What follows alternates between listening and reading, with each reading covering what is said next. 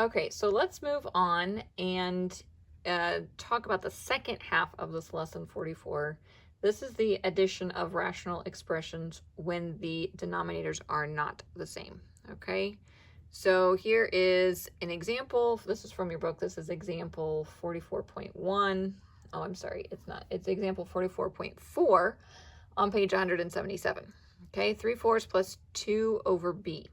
Okay, so we need a denominator. Okay, and so what we want to do is, if you don't know what it is off the top of your head, what you can do is do what we've been doing, where you find the least common multiple between 4 and b. So over here, I've kind of done that for you. Okay, so think of your 4. When you're breaking that down, you're getting 2 and 2, both prime numbers. So that's the breakdown there. And then you've got a b here, which is by itself. There's no other way to break that down. So the least common multiple would be 2 times 2 times b, or you could just say 4b, okay? So that's our least common multiple. So I'm gonna write down 4b to make it just one number kind of thing instead of all these times signs, okay? So this is 4b. 4b is our least common multiple. And so that is going to be our new denominator. So think about it like this, just like you do with fractions. 3/4, and we want our denominator to be 4b. Okay, so what do we have to do to 4? We're going to take it times something to get 4b. Well, I know that if I take 4 times b, I'm going to get 4b. If I do it to the denominator, I have to do it up here too, okay? So I have to take the 3 times b also to get 3b, okay?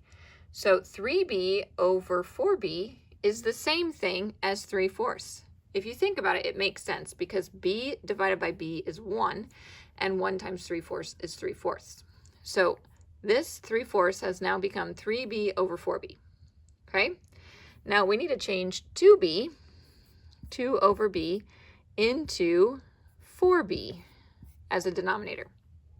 Okay, so what do we have to take the b times to get 4b?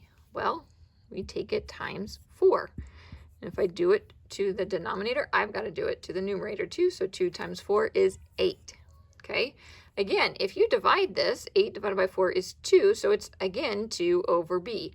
Our number here has not changed. We've just made an equivalent fraction with a different denominator. So we are going to write this down now as 3b all over 4b plus our 8 over 4b, because now we have denominators that are the same. We're going to add it just like we did our last two examples, and we're going to say, all right, 3b plus 8 all over 4b. Okay, there's no like terms. There's no other way to simplify this. So this becomes our answer, 3b plus 8 over 4b. All right, let's work through a little bit trickier example. This is practice question C on page 179. We have x over m cubed plus 1 over c cubed plus a over m to the 4th. Okay, so again, we need a denominator that's the same before we can add any of this kind of stuff together. So we need to come over here and find the least common multiple of m cubed, c cubed, and n to the 4th.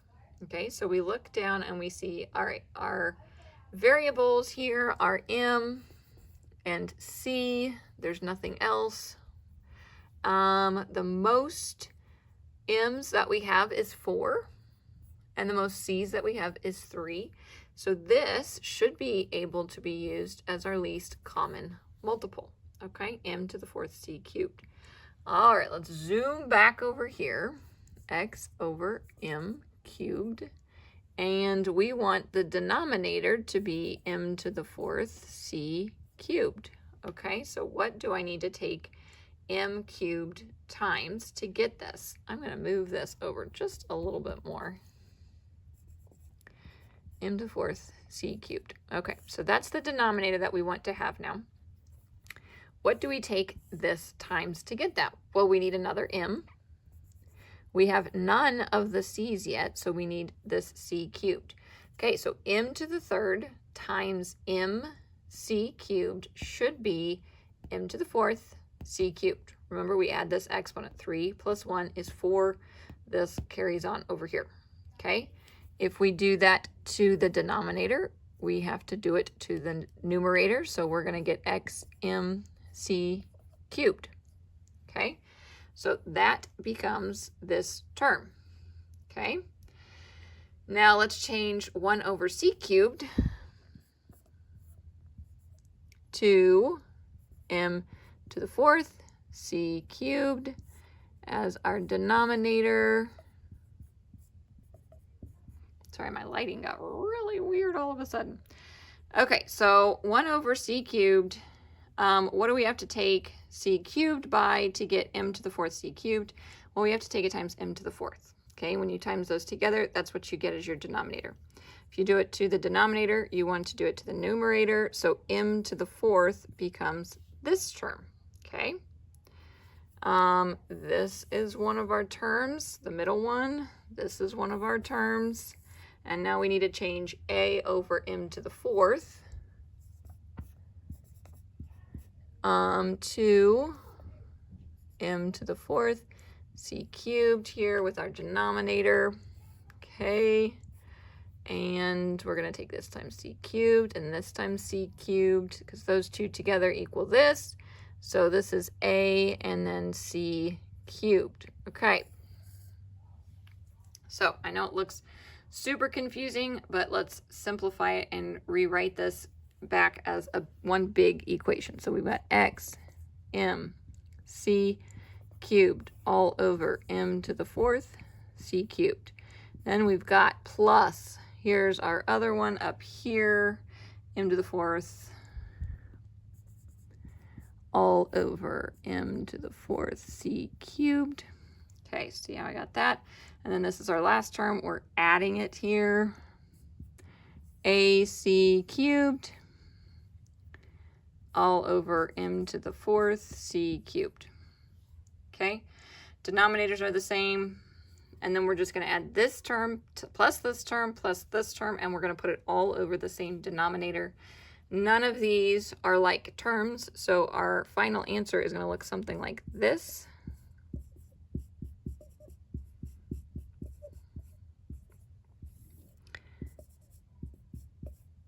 Okay. xmc cubed plus m to the 4th plus ac cubed all over m to the 4th c cubed. So that's what you get when you add all those together, and you need to change the denominator so that it's all the same. Okay, last example from this lesson is going to be letter D, again on page 179.